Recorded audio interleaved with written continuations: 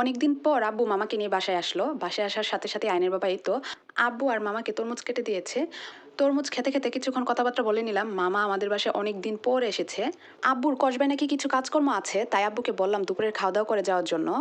আব্বু আর মামা যেহেতু দুপুরে খাওয়া দাওয়া করবে, তাই ওনাদের জন্য রান্না বসিয়ে দিলাম। বেশি কিছু রান্না করব না, শুধু ডাল আর খাসির মাংস ভুনা করব। যাই হোক, আব্বু আসার সময় আমরা যে ধান সিদ্ধ করে এসেছিলাম, সেই ধানের চাল, গাছের কাঁঠাল, তারপর আমাদের গাছের আনারস, এরপর লিচু, আমাদের গাছের আম, এগুলো নিয়ে এসেছে। এখানে আবার আয়নের উকিল নানা ভাইয়ের গাছেরও কিছু আম আছে, উনিও আমাদের জন্য আম পাঠিয়েছে।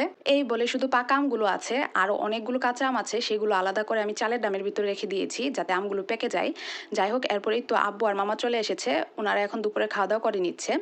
এরপর বিকালবেলা আয়নের ছোটো কাকু আয়নের দাদুবাড়ির গাছের আম নিয়ে এসেছে। এই আমগুলো আয়নের বাবা খেতে খুবই পছন্দ করে, তবে এখানে আমগুলো সবগুলো কাঁচা। এই আমগুলো পাকার জন্য চালের দামের ভিতরে রেখে দিব। আমাদের ঘরে এখন শুধু আম আর আম, জানি না আগামী কতদিন পর্যন্ত আম চিরা খেতে হবে। যাই হোক, বলবর্তি পাকা আম আর লিচু নিয়ে সবাই মিলে বসে গেলাম খাওয়ার জন্য। তবে সত্যি কথা বলতে, খাওয়ার চেয়ে খেতে দেখতে আমার বেশি ভালো লাগে। ওরা যে খাচ্ছে এটা দেখতে আমার কাছে অনেক ভালো লাগতেছে। আর তাছাড়া আম আমার কাছে এত ভালো লাগে না, খাই তবে কম। আর লিচু আমি একটা নিয়েছিলাম, সেটাতে পোকা পেয়েছি, তো এই লিচু আমি আর একটাও খাবো না। তো ওরা খাচ্ছে আর আমি ভিডিও করতেছি, এটাই আমার কাছে শান্তি লাগতেছে। আম্মু, আপনি মিস করতেছেন, লিচুগুলো অনেক মিষ্টি। মিস করলে মিস করবো, তোমরা মজা করে খাও। না ভাইয়া, লিচুগুলো টক টক মিটে মিটে। মাইনার কাছে নাকি লিচুগুলো টক লাগছে। যাই হোক, এখন আমগুলো খেয়ে দেখার পালা, আমগুলো কেমন।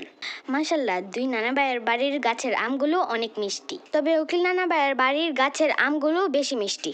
টিপা এটা ঠিক বলতেন, আমগুলো অনেক মিটে। পরের দিন সকালবেলা আমাদের গাছের আনারসটা কেটে নিলাম। মাশাল্লাহ, আনারসটা অনেক মিষ্টি। আশা করি আয়নের খাওয়া দেখেই বুঝতে পারতেছেন। সাধারণত আয়ান আনারস এক পিস খাওয়ার পর আর খেতে চায় না, কারণ আয়নের জিহ্বা ছুলে যায়। কিন্তু এই আনারসটা আয়ন অনেক মজা করে খাচ্ছে।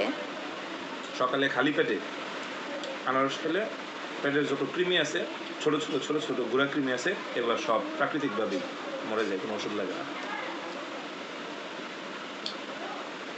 আর এত মিষ্টি আনারসটা। এই আনারসের পিসটা খেলে আমার 5 পিস হবে। এই প্রথম আমি এতগুলো আনারসের পিস খেলাম, আলহামদুলিল্লাহ। প্রচুর মিষ্টি।